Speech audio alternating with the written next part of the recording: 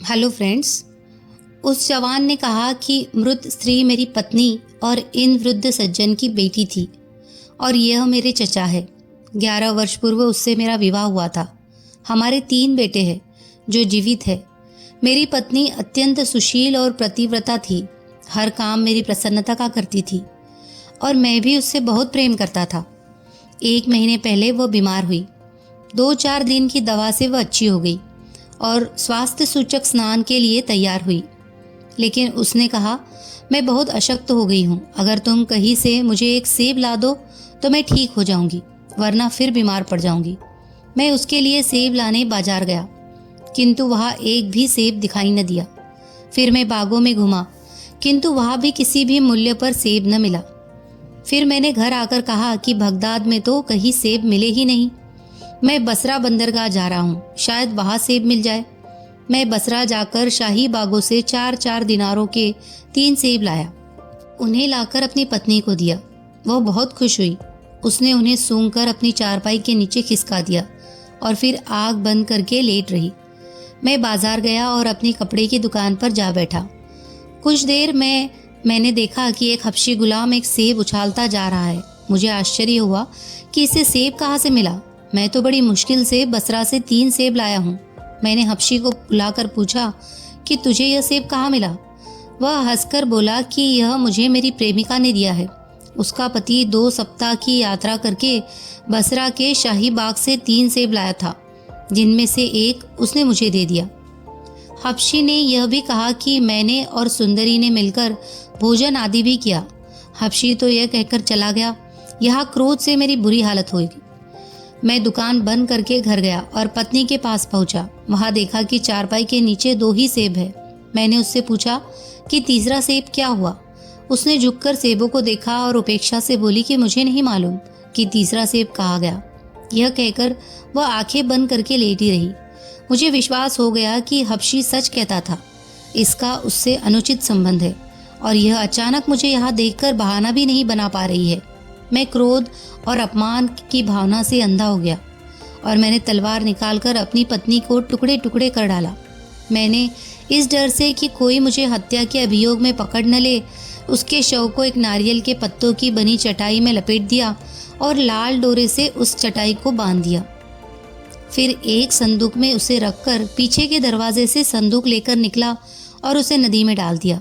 क्योंकि तब तक अंधेरा हो गया था, लौटकर घर आया तो देखा कि बड़ा लड़का दरवाजे पर बैठा रो रहा है और 2 लड़के एक कोठरी में सो रहे हैं। मैंने लड़के से पूछा कि तू क्यों रो रहा है, तो उसने कहा कि आज दिन के समय आपके लाए हुए 3 सेबों में से एक को मैं चुपके से उठा लाया था और दरवाजे पर आकर उसे खाना ही चाहता था कि उधर से निकलते हुए एक हबशी गुलाम ने मेरे हाथ से सेब छीन लिया। मैंने उससे बहुत कहा कि यह सेब मेरी बीमार माँ के लिए है। मेरे पिता 2 सप्ताह की यात्रा कर बसरा के शाही बागों से उसके लिए 3 सेब लाया है, उन्हीं में से यह है। गुलाम ने मेरी बात अनसुनी कर दी और चल दिया। मैंने दौड़कर उसे रोकने का प्रयत्न किया, लेकिन उसने मुझे मारपीट कर भगा दिया और स्वयं एक ओर भाग गया। मैं फिर उसके पीछे लगा, लेकिन इस बार उसे न पा सका। घंटों उसे ढूंढने के बाद अभी वापस आया हूँ। आपको आते देखा तो इस डर से रोने लगा कि सेब न मिलने पर आप मेरी माँ से नाराज होगी। मैं आपसे हाथ जोड़कर कहता हूँ कि माँ से कुछ न कहिएगा, वह कुछ नहीं जानती। यह कहकर लड़का फूट फूट कर रोने लगा। यह सुनकर मेरे तो जैसे प्राण ही निकल गए। मैंने अपनी सती साध्वी पत्नी को झूठे संदेह पर मार डाला था। मैं दुख और पश्चाताप के कारण अचेत हो गया। जब सचेत हुआ तो मैंने लड़के से कोठरी में जाकर सो जाने को कहा और स्वयं एक एकांत स्थान पर बैठकर दुख में निमग्न हो गया। मैं कभी सिर पीटता, कभी आंसू बहाता।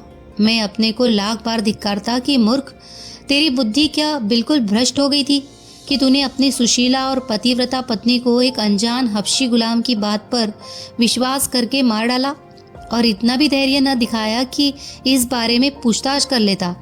मैं इसी शोक और पश्चाताप की दशा में बैठा था कि उसी समय मेरा चचा अपनी पुत्री के स्वास्थ्य का हाल जानने के लिए आया। मैंने उसे पूरा हाल सुनाया। उसने अपनी पुत्री की हत्या के बारे में मुझसे कहा सुनी या लानत मलामत नहीं की, बल्कि इसे विधि का विधान समझकर केवल शोकाकुल हो गया और रोने पीटने लगा। मैं भी इसके साथ रोने पीटने लगा।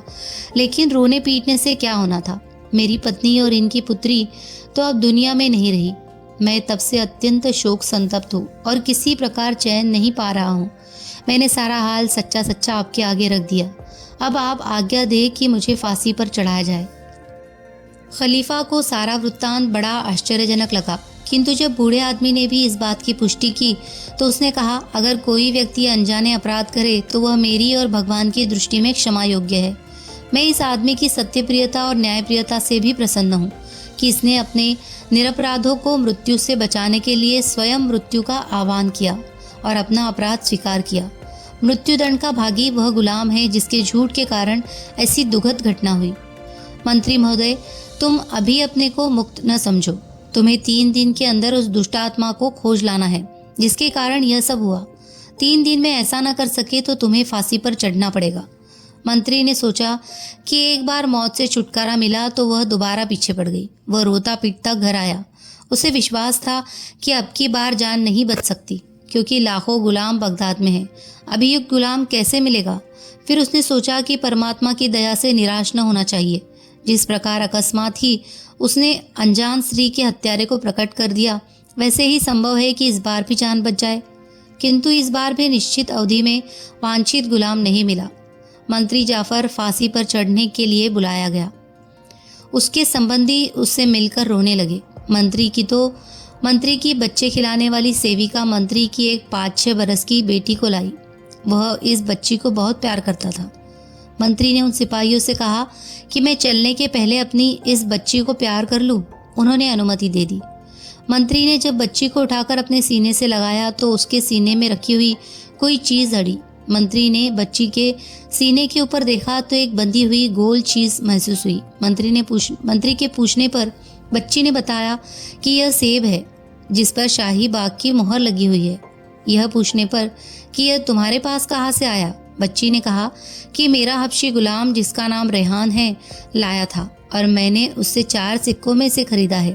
मंत्री ने सेब को खोल कर देखा और उस पर शाही बाग की मोहर पाई तो गुलाम से डांट कर पूछा कि तुझे यह सेब कहाँ से मिला? क्या तूने मेरे बादशाह के महल में चोरी की है?